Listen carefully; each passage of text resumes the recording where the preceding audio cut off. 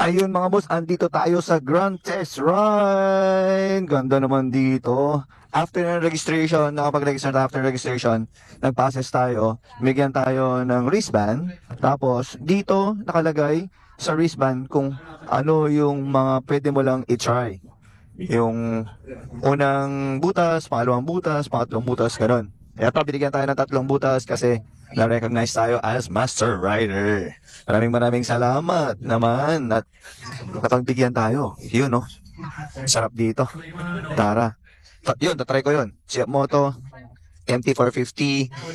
Andito tayo ngayon sa CF Moto booth para i-testing yung very controversial na CF Moto MT450 mga boss. Muntik ko na nabili yung ganyan. Nadaan ba sa tubig? Pwede naman po. Ayoko. Pwede na dyan sa loob ng konti. Ikot-ikot lang. Ano na ito po? Tapos, asan pa yung iba? Wala na? Dyan lang po, tapos dyan lang. May tubig po. Ay, wag na doon sa may tubig. Ayun, mga boss. Eto na ang CF Moto MT450. Test ride natin mga boss. Let's go.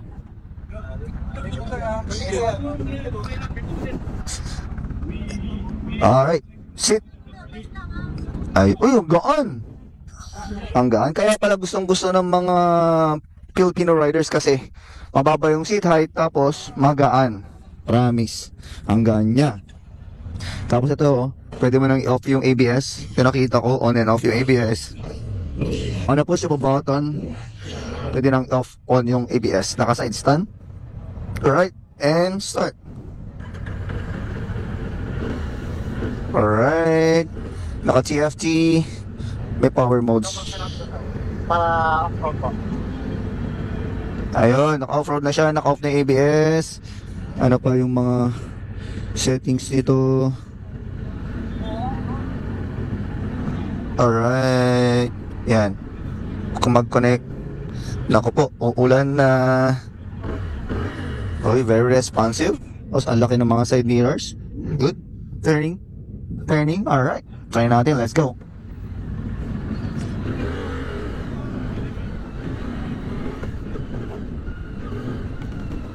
Uulan na. Uulan na. Well, it's very nimble. Nimble, ibig sabihin kasi magaan. Magaan siyang igalaw. Magaan, no?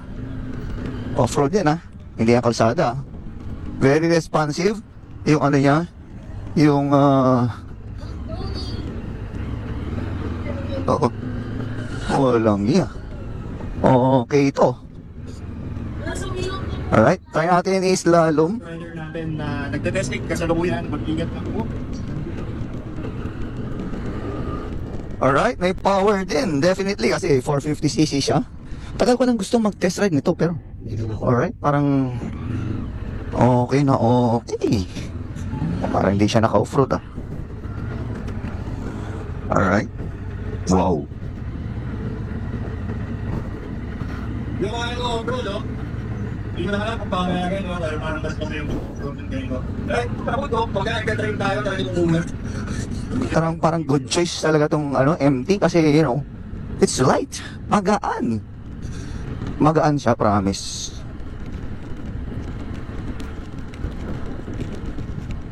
Gusto ko siya pero walang pambili.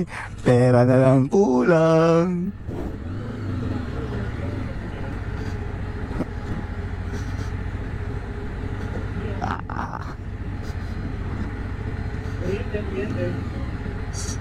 Alright. Ganda siya. Maganda siyang pang off-road. Pero against sa dirt bike talaga, eto na. Pero kagandaan nito, pwedeng off-road, pwedeng kalsada kasi 450cc siya, which is expressway legal, mga boss. Sarap. Magaan kasi siya Oh. Well, ang trails, yung sinasabi nila tayo matutuhin ko tayo 3 oras na hindi bulan. Ibang istorya ko yan pag tignan ko bulan. Nagiging 8, 8 oras, umit ng kinabukasan ka na. Sarap. Magaan kasi. Yung power niya, andun pa rin. This is, tapos ang gaan ng clutch. I haven't tried yung front brakes yet. Pero, tignan natin, okay.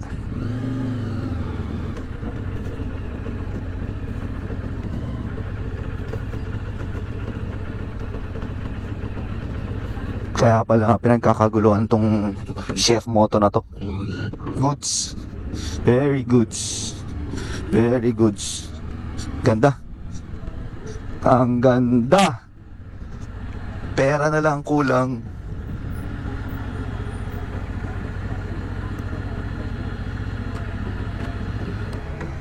Alright.